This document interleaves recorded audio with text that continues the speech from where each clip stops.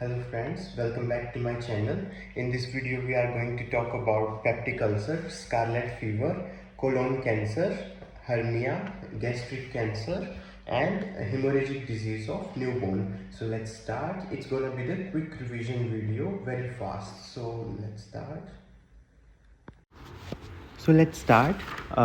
So first is peptic ulcer. So what is peptic ulcer? Peptic ulcer are the open sore that develops on the inner line of the stomach of the upper part of the small intestine, which is duodenum, and occurs when the protective mucous layer is damaged, allowing the stomach aid to erode the tissue. So what happens is they are the open sores in the inner lane of the stomach.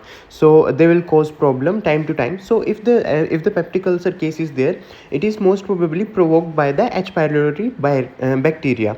So what are the symptoms which you are going to see in the patient? So this is burning and gnawing pain. The patient will highlight the pain with one finger itself. The patient will say like, sir, this is the exact point. I can point out with my finger, and this is the exact point where it is paining or burning, like very sharp and stabbing pain. More main symptom which we can see nausea and vomiting in most of the GI pathologies. Dark tarry stools. Sir, why the dark tarry stool is there? Sir, because the gastric ulcer will bleed time to time and there will be melena. Unexplained weight loss can be there or cannot be there. Sometimes is there, sometimes is not there. Vomiting blood. So because the ulcer will bleed in the stomach, so the patient may vomit with the blood itself. So only one question in the crock about this. More questions are related to the surgical pathologies, which we have discussed in the management part and many more parts. So I just wanted to highlight the question over here that there is a duodenal ulcer in this patient. So what you are going to prescribe? We saw the case today in the management portion, management of the patient. You will provide one antibiotic, one PPI, so clarithromycin and omeprazole. So in that portion, in the management portion, I was talking about that not always metronidazole will be in the option. So this trichopolam is metronidazole. So this will not always be given in the question.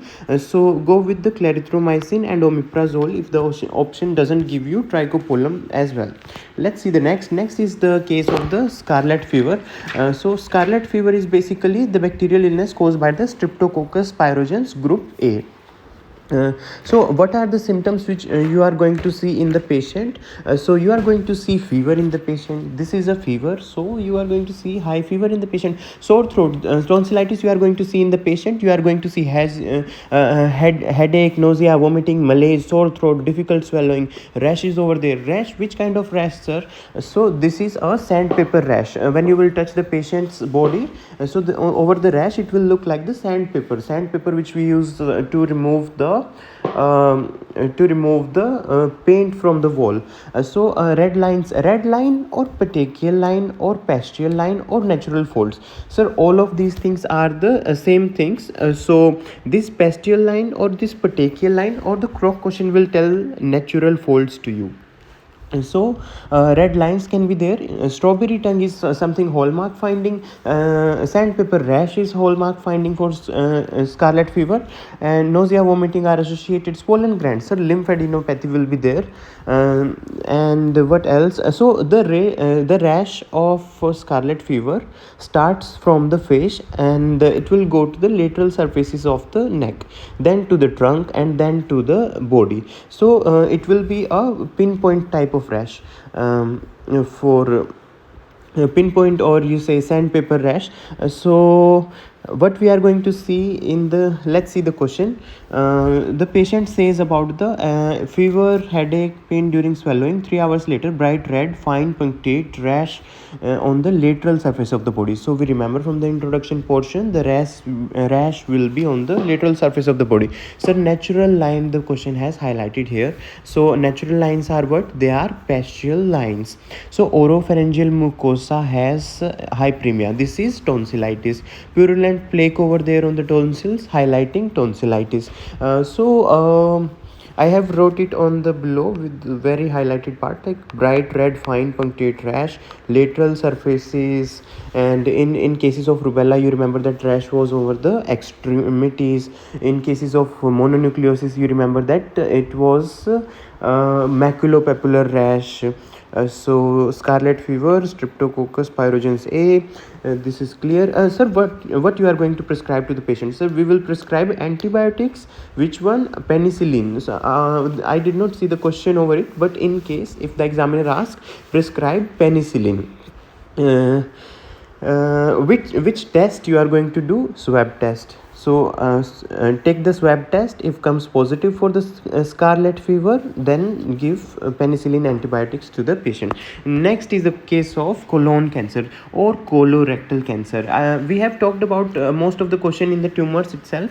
I just wanted to highlight this question. Let's see the question, what it asks about the 45-year-old sore throat fever from last 10 days, history of ulcerative colitis, a smoker, smoking 1 pack of cigarette per day, father died of cancer of large intestine, age 50, temperature is this, BP is this, pulse is this and this.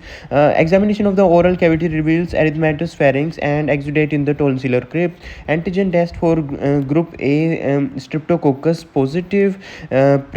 Procedure recommended for secondary prevention of cancer. As he have a history of colon cancer, or his father, his genetics is having history of the colon cancer. So how we are going to prevent it?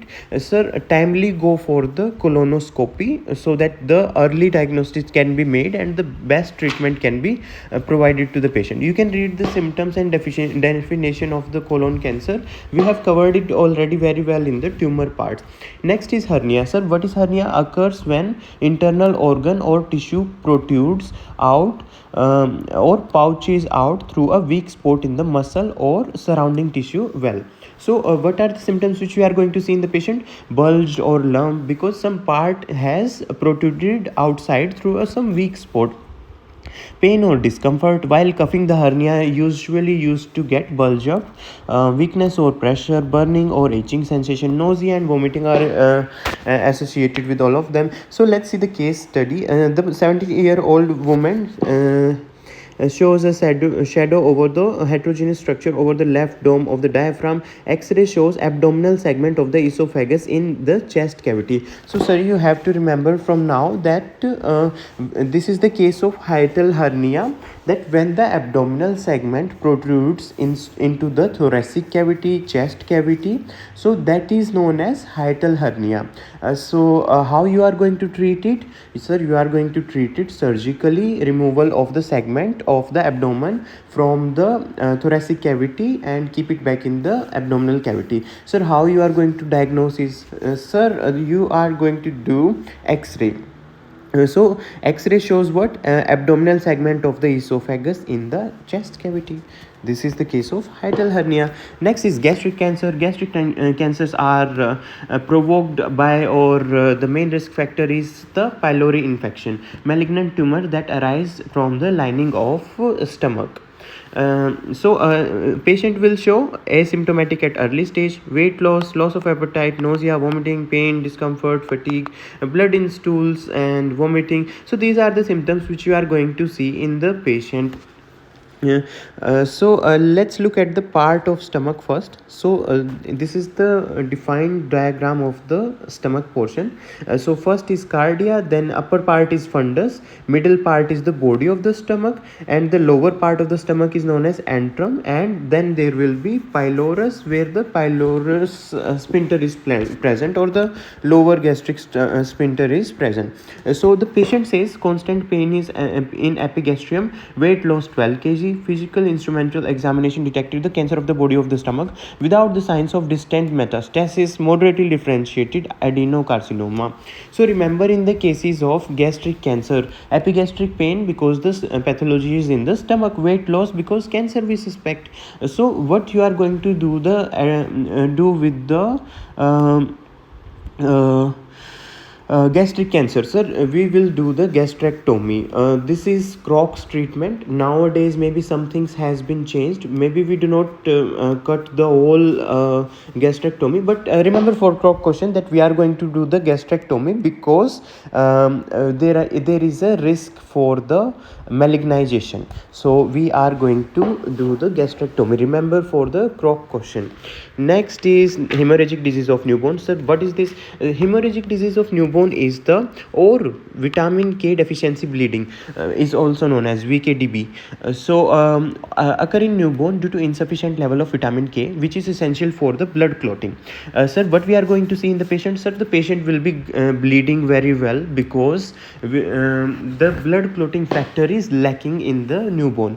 So bleeding is over there, easy bruising, umbilical cord stump, nosebleeds, gastrointestinal bleeding, blood in the stool, intracranial hemorrhage, anemia from due to bleeding, pale skin because of low hemoglobin, due to blood loss.